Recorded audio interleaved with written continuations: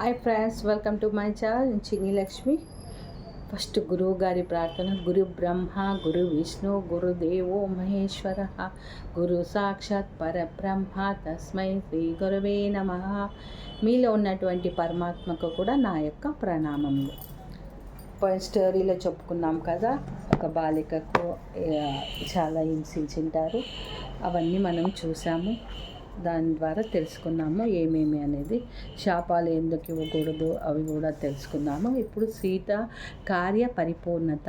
ఆ తర్వాత మా జీవితం మారసాగింది. మహారాణి ఎక్కడ ఉంది, ఏం చూస్తుంది అన్న మాటలు బయటికి పొక్కి ప్రజలు వివిధ అనారోగ్యాలు సమస్యలతో మొదట్లో కొద్ది మంది, తర్వాత బారులు కట్టి రాసాగారు. మాత ఎప్పుడు ఎవరిని తిప్పి పంపలేదు. అయితే ఆమె తన శరీరంపై ప్రభావం చూపడం నాకు తెలిసింది. శ్రీరాముడు కూడా అది గుర్తించాడు. ఒకసారి వచ్చినప్పుడు ఇంకా మందిరానికి వెళ్ళే సమయం వచ్చిందని, అక్కడ మరింత మందిని చేరవచ్చని చెప్పాడు. అంతేకాక తమ కుమారులకు కూడా నిజంగా వారు ఎవరో తెలియజేసే సమయం వచ్చిందని, వారికి తెలియచేయకుండా ఉంచిన విషయం చెప్తే వారు ఆశ్రమ మరి అరణ్య జీవితాన్ని పూర్తిగా ఆస్వాదిస్తారని అన్నాడు.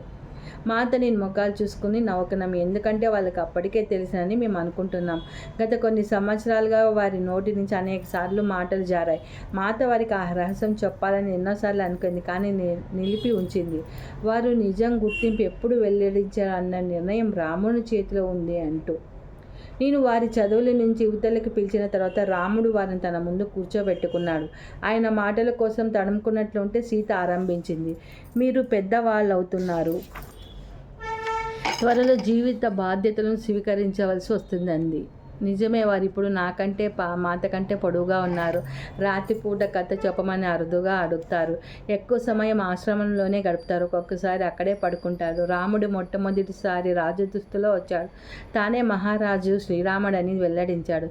సీతయ్య మహారాణి అని, తమ కుటుంబం తిరిగి కలిసి సమయం వచ్చిందని చెప్పాడు. బాలురు ఒకరినొకరు చూసుకొని నవ్వుకున్నారు, ఏమాత్రం ఆశ్చర్యపడకుండా. మీరెందుకు నవ్వుతున్నాడు? రాముడు అడిగాడు. తను బిగ్గరగా నవ్వుతూ, ఆయన వారికి ఈ వార్త దిగ్భ్రాంతి కలిగిస్తుందనుకున్నా. తండ్రి, మాకు కొద్ది కాలం క్రిందటే మీ విషయం తెలుసు. శ్రీరాముడు ఆశ్చర్యంగా వచ్చి, మరి మీరు ఏమి ప్రశ్నించలేదే నన్ను? తండ్రి, మీరు మా తల్లిదండ్రులు, ఏ చర్యలు ఎప్పుడు ప్రశ్నించము. మీరిద్దరూ ఎవరు ఈ నిర్ణయం తీసుకున్న దానిలో ఏదో ప్రయోజనం ఉంటుందని నాకు తెలుసు అన్నాడు లవుడు.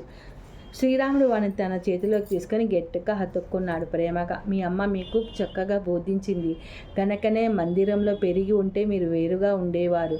మీకు ఇది విధంగా ఆమె వివేకం ప్రయోజనం అందేది కాదు. అది నాకు ఇప్పుడు అర్థమైంది అని అన్నాడు శ్రీరాముడు. ఆయన పిల్లలు తిరిగి ఆశ్రమానికి పంపి మాత వైపు తిరిగాడు. భృగమహర్షి ఋషి ఖ్యాతి త్వరలోనే తమ అంతిమ విముక్తి పొందుతారు, శాప విముక్తులు అవుతారు. మన కుటుంబంలో త్వరలోనే తిరిగి కలుస్తుంది. నువ్వు అయోధ్యకి రావడానికి సిద్ధంగా ఉండు. ఆయన ఎంతో ఆనందంతో చెప్పాడు. ఆమె మౌనంగా తల ఊపింది, ఏమీ మాట్లాడలేదు. కానీ ఆ ముఖంలో ఏదో లోపించినట్లయింది. ఆయన అయోధ్యకి బయలుదేరిన తర్వాత మాత తలుపు దగ్గర నిలబడి ఆయన చూస్తుండడం గమనించే. మాత, అయోధ్యకి తిరిగి వెళ్ళడంలో నీకు ఆనందం లేదా? సోమ, నేను కూడా అదే కోరుకుంటాను, కానీ అలా జరగదు. విచారగ్రస్త స్వరంతో బదిలిచింది. ప్రతి చర్యకు దాని పరిమాణాలు ఉంటాయి. ఎందుకు మాత? మీరే దానికి అర్థం ఏమిటి? ఆమె బదులు పలకలేదు. నా వైపు తిరిగి చూస్తూ పెలువుగా నవ్వుతూ ఆమె కుటీరంలోకి వెళ్ళింది. ఆమె జవాబు చెప్పదలుచుకోలేదు. ఆ తర్వాత చాలా వారాలకు చీకటి పడిన తర్వాత మాత ఆకాశం వంక తదేకంగా చూస్తూ బయట కూర్చుంది. నేను ఆమెకు రాత్రి పానీయానికి ఇచ్చి లోనికి వెళ్ళాను.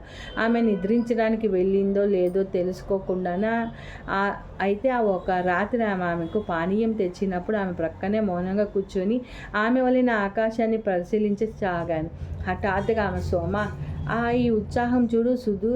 సుదూర స్వర్గంలో రెండు గొప్ప కాంతులు విరిజమ్మబడ్డాయి. ఒక నూతన తార ఇప్పుడే జాగృతీకరింపబడింది, జ్వాలగా ప్రజ్వలింది. అది ఏం సూచిస్తుంది మాత?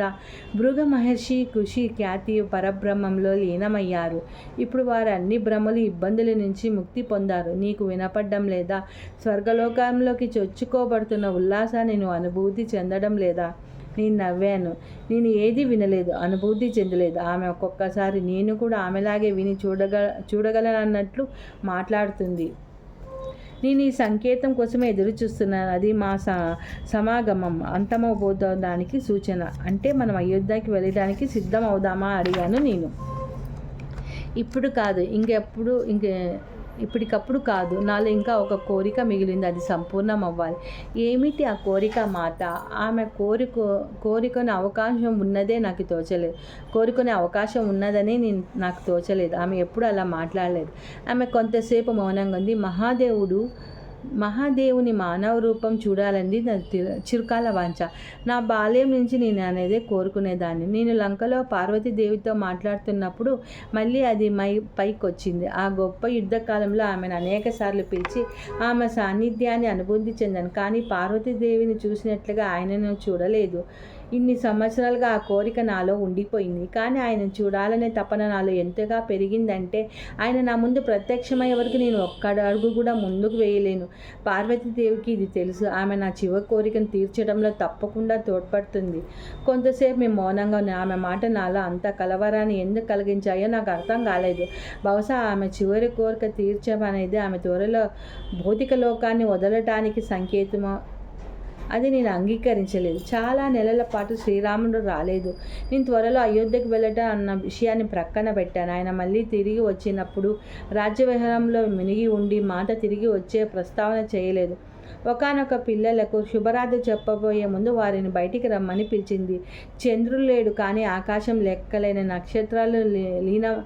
నక్షత్రాలతో నిండి ఉన్నాయి. లవకుశ, ఈ నక్షత్రాల వంక చూడండి. ఇక్కడ ఎన్నో లోకాలు ఉన్నాయి. వాటిని దాటి ఎన్నో లోకాలు మనం చూడలేని భౌతిక లోకాలు, స్వర్గలోకాలు ఉన్నాయి. నేను ఇక్కడ లేనప్పుడు ఆ లోకాలను తోడ్పడుతూ వాటి సామర్థ్యాన్ని వెలికి తీయడానికి దోహదం చేస్తుంటాను. లవుడి ముఖంలో ఏదో అర్థమైన భావం కనిపిస్తుంది. నువ్వు ఇక్కడే లేకపోవడం ఏమిటి? అంత స్వరం తేలిపోయింది. నేను ఆ విధంగా చెప్పి ఉండకూడదని గబాగబా సరి చేసుకోపోయింది. నేను ఇప్పుడే ఇక్కడే ఉన్నాను. అయితే నేను వేరే చోటు కూడా ఉండవలసిన అవసరం వచ్చినప్పుడు నన్ను అక్కడికి పిలుస్తాను. ఆవిడ ఒక క్షణం ఆగి, ఆ నక్షత్రాల చైతన్యం మిత్రులుగా చూడండి. అవి జీవరాశి అంతటికీ ప్రయోజనం చేకూర్చే ప్రేమని వివరిస్తాయి. ఆమె పులికించి, నేను అప్పుడు తన కుమార్తెగా పుట్టినప్పుడు మానవ జాతి సమసిద్ధత లేదు కనుక కొంత జ్ఞానం మాత్రమే వెల్లడి చేయబడింది. మనం నేర్చుకోవాల్సింది ఎంతో ఉంది. భవిష్యత్తులో మీరు రాజులుగా ఉన్నప్పుడు నక్షత్రాల వైపు చూసి నేను మీ వైపు చూసి నవ్వుతున్నానని, ఎక్కడున్నా మీపై ప్రేమ ప్రసరిస్తానని తెలుసుకోండి. మేము రాజపాలన చేసినప్పుడు నువ్వు పక్కనే ఉంటావమ్మా, కుశల్ గబగబా అన్నాడు. మాత పేలువైన స్వరత బదిలింది. మానవ నేత్రాలకు కనిపించే అనేక విశ్వాలుంటాయి. నేను అక్కడ కూడా ఉంటాను. ఆమె పేలవైన స్వరంతో అంది. కుశుడు అవలింత చేసి వాళ్ళిద్దరిలో ఎవరికి ఆమె చెప్పింది అర్థం కాలేదనుకున్నాను. కుశుడు ఆమె ఒడిలో తల పెట్టుకున్నాడు. చాలా ఆలస్యమైంది గ్రహించి వారిని కుటీరంలోకి పంపింది. చాలా కాలం గడవకముందే భవిష్యత్తు స్పష్టమైంది. ఒకానొక రోజు ఉదయం మాత ఆ రోజు మనకు ప్రత్యేక అతిథులు రాబోతున్నారని చెప్పింది. మనం అద్భుతమైన విందు సిద్ధం చేయాలని. నేను సూచన కోసం ఎదురు చూస్తూ నిలబడ్డాను. మేము ఇంతకు ముందు అనేక సార్లు లాగానే రుచికరమైన భోజనం సిద్ధం చేయగలిగాము. మరి విందే మాట ఏమిటి? మాత నా అడవికి పంపింది. దుంపలు ఇంకా తినడానికి అన్నీ తెచ్చింది. ఆమె మూలికలను పోగు చేస్తుంది. ఉదయమంతా చక్కటి ఆహార పదార్థాలు సేకరించింది. ఆమె కొంచెం ఆతురతో ఉన్నట్టుంది, కానీ అంతకంటే ఊహించలేకపోయాను. శ్రీరాముడు మందిరం నుంచి ఎవరినో తీసుకువస్తున్నారని అనుకున్నాను. బహుశా వాళ్ళు మామూలుగా అయోధ్యకు తీసుకువెళ్ళడానికి వస్తారేమో. సాయంత్రం అయ్యింది. మాత తాను శ్రీరాముడు కూర్చునే ఆహారం తీసుకునే చోటు ఆరుబయట తోట మధ్యలో ఒక చోట సిద్ధం చేసింది. సోమ, నా కుటీరం నుంచి షాపులో మెత్తలు తీసుకురా, ఇక్కడే పరుద్దాం, వారికి ఇక్కడ వడ్డిద్దామని ఆశ్చర్యపోయింది. ఇంతకుముందు ఎప్పుడు మేము మొత్తం బయటికి తేలేదు. వాటిని సౌకర్యంగా అందంగా ఉండేటట్టుగా సర్దాము. ఆహారం సిద్ధమైంది. ఇంకా అతిథులు రావడమే గంటలు గడిచిన ఎవరు రాలేదు. మాత ఆలస్యమైపోతుంది. బహుశా రేపు వాళ్ళు వస్తారని ఆమె తలపై ఎరగిస్తే, లేదు, వాళ్ళు వస్తారు, నేను ఖచ్చితంగా చెప్తున్నాను. ఆహారం వేడిగా ఉంచు, వారు ఏ నిమిషంలోనైనా రావచ్చు. ఆమె చేతులు నలుపుకుంటూ ఉంది. ఆతృత పడుతూ ఉందని అర్థమైంది. రాబోయేది ఎవరో నేను తెలుసుకోవచ్చా? ఆమె నవ్వి బదిలించి, నువ్వు సమయం వచ్చినప్పుడు తెలుసుకుంటావు.